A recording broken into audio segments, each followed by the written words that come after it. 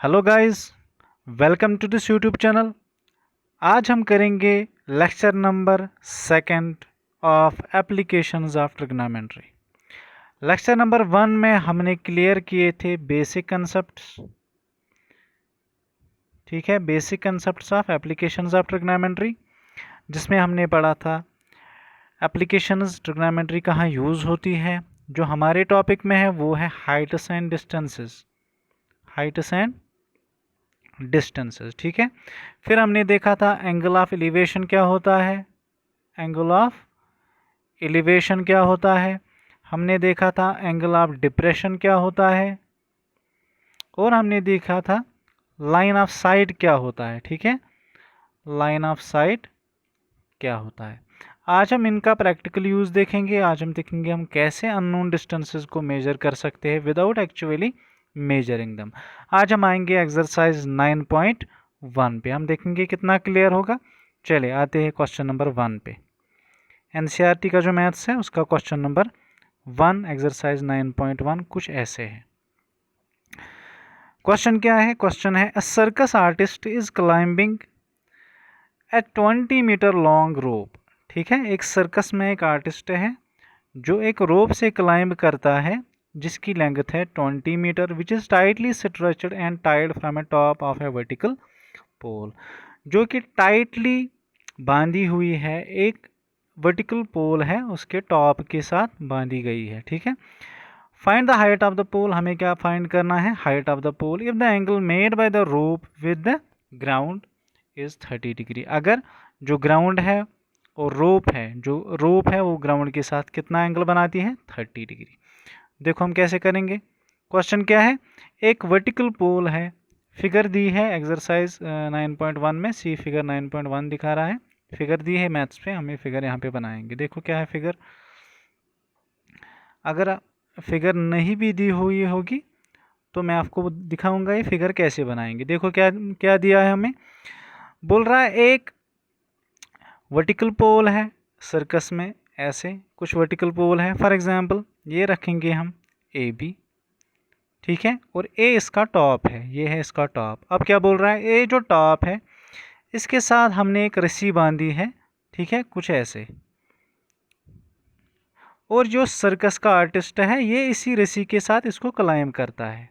अब क्या बोल रहा है? और ये जो रस्सी है, ये वाली रस्सी, इसकी जो लेंथ है वो है 20 मीटर, यहाँ से यहाँ तक लेंथ कितनी है? 20 मीटर। और क्या दिया है? और बोल रहा है ये जो रोप है this makes an angle of 30 degree with the ground. Ground क्या है? ग्राउंड ये है। सो ये जो रोप है और ये ग्राउंड है, हॉरिजॉन्टल डायरेक्शन, इसके बीच में एंगल कितना है? एंगल है 30 डिग्री, ठीक है। हमें क्या फाइंड करना है? Find the height of the pole, हमें ये फाइंड करना है, ये height. Let H be the height of the pole, this is H, ठीक है। अब देखिए यहाँ पे एक पॉइंट है, ठीक है ना, और ये है, ये जो पोल दिया है हमें इसका टॉप। अब बोलो लाइन ऑफ साइट कहाँ से होगी? लाइन ऑफ साइट एक गिवन पॉइंट से होती है अप टू द ऑब्जेक्ट, ये हमारी लाइन ऑफ साइट होगी, ठीक है। ये क्या है? ये हॉरिजॉन्टल डायरेक्शन है, ये लाइन ऑफ साइट है, ये हॉरिजॉन्टल डायरेक्शन है। इसके बीच में एंगल जो होता है उसको बोलते हैं angle of elevation. So angle of elevation यहाँ पे कितना है? वो है 30 डिग्री। और क्या दिया है हमें? मैंने आपको कल बोला था जब भी कोई बिल्डिंग, कोई ट्री या कोई पोल या कोई टावर अगर बोल रहा होगा ये वर्टिकली है ग्राउंड में, मीन्स वो ग्राउंड के साथ कितना एंगल बनाता है? 90 डिग्री। ये आप याद रखना, ठीक है। So if this is the pole then this makes 90 degree angle with the ground. So यहाँ पे कितना होगा? 90 degree. So this is a right angle triangle basically, ठीक है। चलिए आते हैं अपने क्वेश्चन पे। और क्या दिया है हमें? हमें दिया है ये वाला साइड, जो रस्सी है उसकी लेंथ कितनी है? 20 metre. Actually this is hypotenuse, है ना। चलिए फिर से थोड़ा हम लिखेंगे इसको। देखो अगर ये हमारा गिवन एंगल है, ये क्या है? ये है परपेंडिकुलर, जिसका नाम मैंने एच रखा है, ठीक है, हाइट। ये क्या है, ये है हाइपोटेन्यूज, ये क्या है, ये है बेस। हमें क्या फाइंड करना है, हमें फाइंड करना है ये वाला पार्ट, मीन्स हमें फाइंड करना है परपेंडिकुलर की लेंथ, जिसको मैंने एज्यूम किया है h मीटर। अब बोलो क्या करेंगे हम, ये पॉइंट फॉर एग्जांपल C है। In the given figure in triangle ABC क्या करेंगे हम, हमें हाइपोटेन्यूज दिया है, हमें निकालना है परपेंडिकुलर। अब बोलो perpendicular divided by hypotenuse, perpendicular और हाइपोटेन्यूज में एक ट्रिग्नोमेट्रिक रेशियो रिलेशन देता है जिसको हम बोलते हैं साइन ऑफ एन एंगल। ठीक है, वो क्या करता है, परपेंडिकुलर डिवाइडेड बाय हाइपोटेन्यूज, और इसका इन्वर्स भी होता है हाइपोटेन्यूज डिवाइडेड बाय परपेंडिकुलर, वो क्या है, कोसेक। आप ये भी यूज़ कर सकते हो, ये भी यूज़ कर सकते हो, आपको वैल्यू आ जाएगा। देखो कैसे, इन ट्रायंगल ABC देखो, बोलो साइन 30 किसके बराबर होगा, साइन 30 होगा बराबर परपेंडिकुलर डिवाइडेड बाय हाइपोटेन्यूज। ठीक है, साइन 30 कितना होता है, ये होता है 1/2 इज इक्वल, परपेंडिकुलर क्या है, वो है AB जो हाइट है पोल की, और हाइपोटेन्यूज क्या है, वो है AC। हमें क्या फाइंड करना है, AB। क्रॉस मल्टीप्लिकेशन करेंगे, AB into 2 means twice AB is equal to AC into 1। ठीक है ना, इम्प्लाइज AB निकालना है हमें, हम क्या करेंगे, AC को करेंगे, ये जो 2 है यहाँ पे मल्टीपल में है, उस साइड ट्रांसफ़र करेंगे तो डिवाइड हो जाएगा। So AB will be equal to AC divided by 2। AC की लेंथ क्या है, वो है 20 डिवाइडेड बाई 2, कितना निकला, 10 मीटर। इसका यूनिट दिया है मीटर। सो जो AB है वो कितना निकला हमें, AB निकला हमें 10 मीटर। AB क्या है, AB ही थी हाइट ऑफ द पोल। ठीक है ना, देखा कितना इजी है। चलिए आते हैं क्वेश्चन नंबर 2 पे। क्वेश्चन नंबर 2 क्या है, देखो ये इसकी फिगर 7 है। चलो क्वेश्चन नंबर 2 बोल रहा है a tree breaks due to storm. अब आपको समझ आया होगा, मैंने जो थंबनेल में ट्री रखा था, ब्रोकन ट्री कुछ ऐसे, वो मैंने क्यों रखा था, बोले क्या, A tree breaks due to storm and the broken part bends so that the top of the tree touches the ground, making an angle of 30 degree with it. The distance between the foot of the tree to the point where the top touches the ground is 8 meter. Find the height of the tree. अब देखो क्या बोल रहा है question, एक tree है, यहाँ पे मैंने बनाया है कुछ ऐसे, ये एक ट्री है। ठीक है, ये स्टॉर्म आया है कोई, और ये ट्री ब्रेक हुआ है, मीन्स ये जो इसका ऊपर वाला हिस्सा है, ये वाला पार्ट इसका ब्रेक हुआ है और ये गिरा है यहाँ। अब ये ट्री कैसे है, स्टॉर्म आने के बाद ऐसे, ये वाला पार्ट ब्रेक हो गया, ये अब नहीं है। अब ये ट्री ऐसे है, बोल रहा है ये जो इसका टॉप है, मीन्स ये वाला हिस्सा, ये ग्राउंड को टच कर रहा है और ग्राउंड के साथ कितना एंगल बनाता है, 30 डिग्री। मीन्स ये वाला एंगल कितना है, 30 डिग्री। ठीक है, और बोल रहा है ये जो टॉप ऑफ द ग्राउंड है, जहाँ पे इसने ग्राउंड को टच किया है, ये ट्री के सिटम से, ये जो सिटम है इसका जो अपरूटेड पार्ट है ग्राउंड में, ये उससे 8 मीटर दूर पड़ा है। ये लेंथ कितनी है, 8 मीटर। हमें क्या निकालना है, हमें निकालना है height of the tree, height of tree. अब बोलो हाइट ऑफ ट्री में क्या आएगा, height means total height of the tree, एक तो ये वाला पार्ट और दूसरा ये वाला पार्ट, ये वाली लेंथ और ये वाली लेंथ हम सम करेंगे, वो आएगी height of the tree. I hope आपको क्वेश्चन समझ आया होगा। अब हम करेंगे क्वेश्चन, देखो अब कितना इजी है ये क्वेश्चन।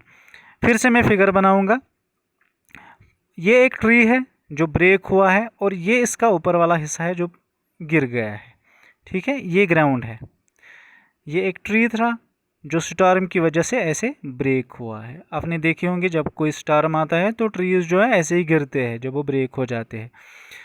और ये क्या है, ये है ग्राउंड लेवल। ठीक है, अब बोल रहा है ये जो टिप ऑफ दिस ट्री है, ये ग्राउंड के साथ कितना एंगल बनाता है, 30 डिग्री। ठीक है, और ये जो ग्राउंड पे ट्री जो गिर गया है, जहाँ पे इसने टॉप को टच किया है ग्राउंड को, और जहाँ से ट्री स्टार्ट हो रहा है, जहाँ से ग्राउंड में ट्री अपरूटेड पार्ट जहाँ पे है इसका सिटम, उसकी लेंथ कितनी है, वो है 8 मीटर। मीन्स यहाँ से लेके यहाँ तक जो डिस्टेंस है वो है 8 मीटर। मीन्स ये जो ट्री था ये 8 मीटर दूर गिर गया है, इसका टॉप 8 मीटर दूर गिर गया है ट्री से। हमें क्या निकालना है? हमें निकालना है height, means this part and this part.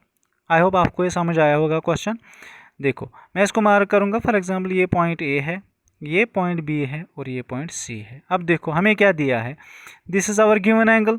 अगर ये गिवन एंगल है तो ये हमारा परपेंडिकुलर हो गया, ये वाला साइड हमारी बेस हो गई और ये है हमारा हाइपोटेन्यूज। ठीक है, हमारे पास एक ही डिस्टेंस दी है, वो है बेस। हमें क्या निकालना है? हमें निकालना है height of the tree. Height of the tree कैसे निकालेंगे हम? वो होगी P plus H, minus A B plus A C. So मुझे पहले ए बी भी निकालना है, फिर मुझे निकालना है ए सी, उसको प्लस करेंगे, वो होगी हाइट ऑफ द ट्री। चलो करते हैं इसको, देखो कैसे करेंगे हम। मैं लिखूंगा in triangle A B C.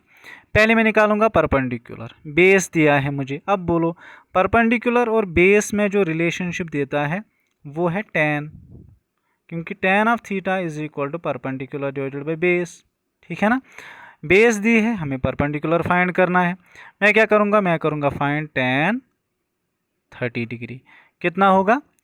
ठीक है, गिवन एंगल है ना 30, इसलिए मैंने यही लिखा।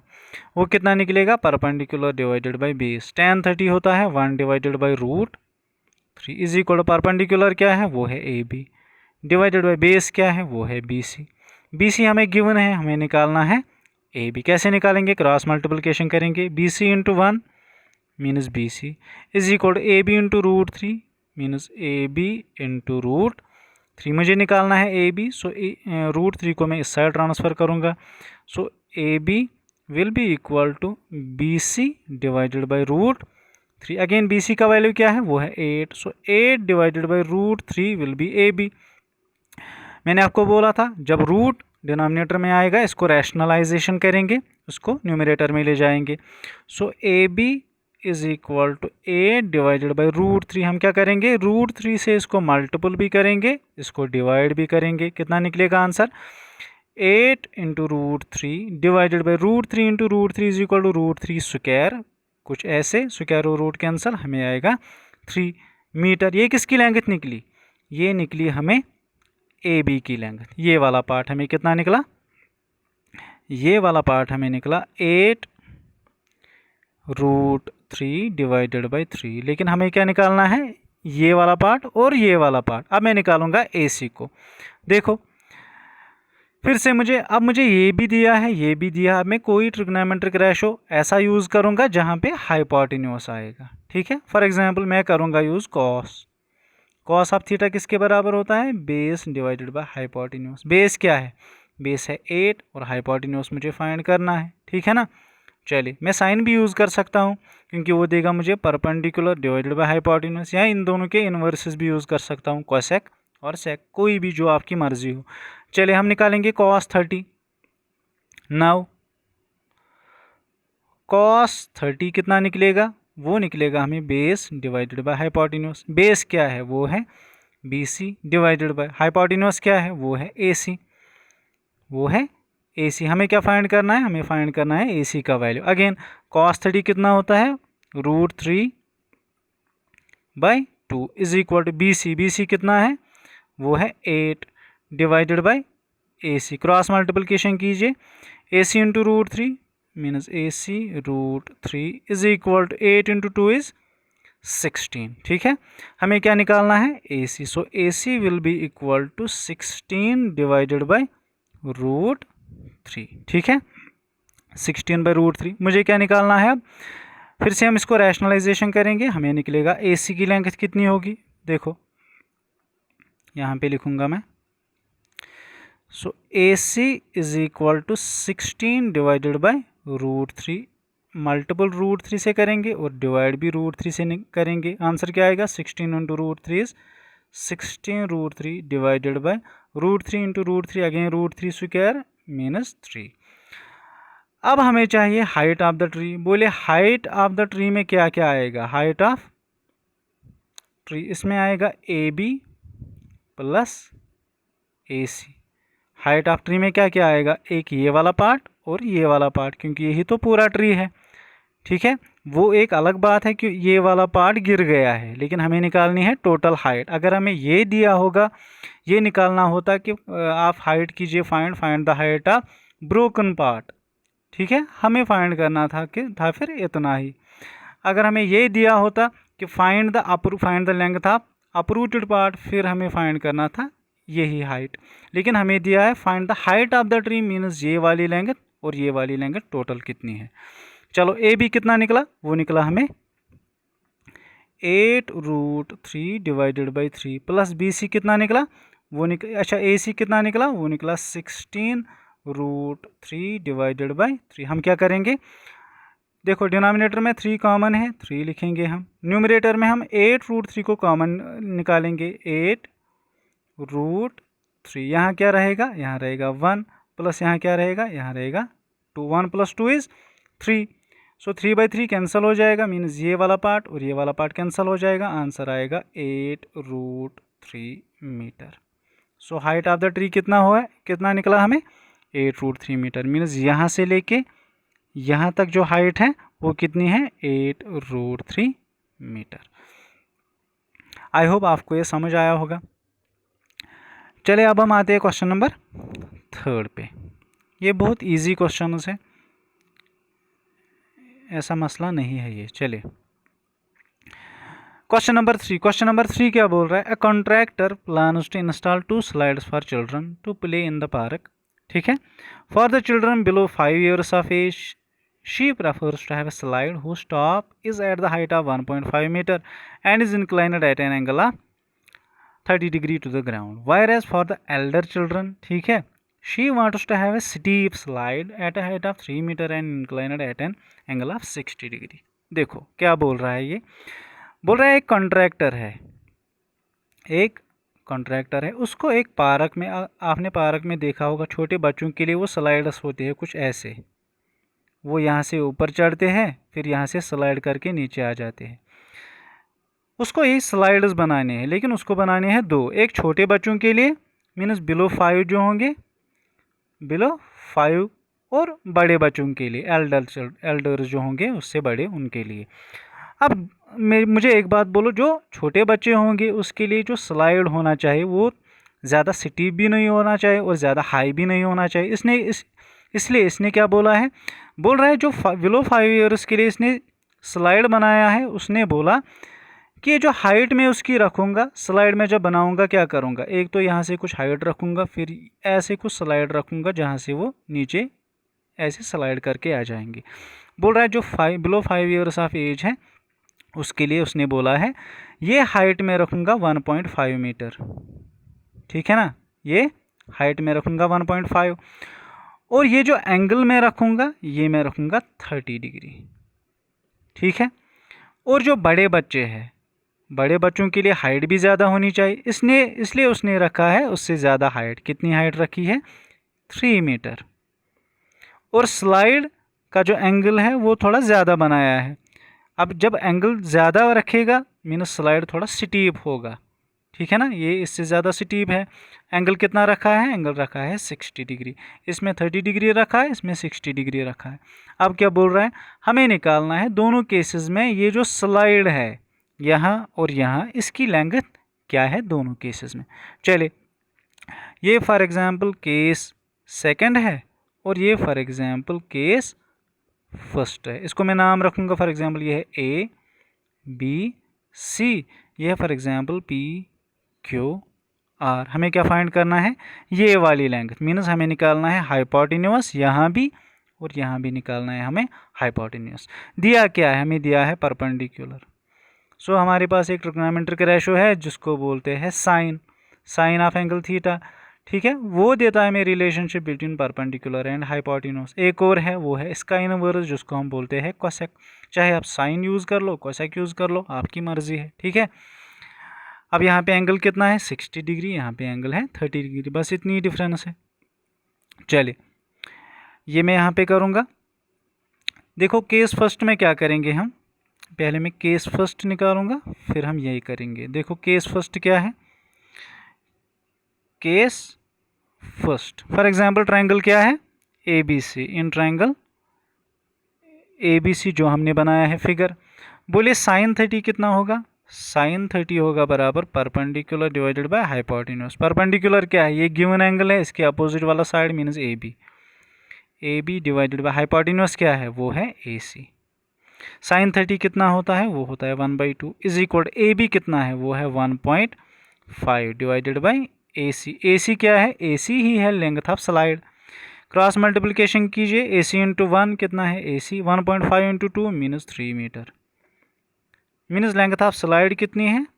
Therefore length of slide is equal to 3 metre. किस केस में? Case first minus below 5 years, below 5 years of age. ठीक है, अब क्या करेंगे हम? अब हम देखेंगे case second. Case second minus जब थोड़ा स्लाइड हम बड़ा रखेंगे। देखो यहाँ पे करूँगा मैं,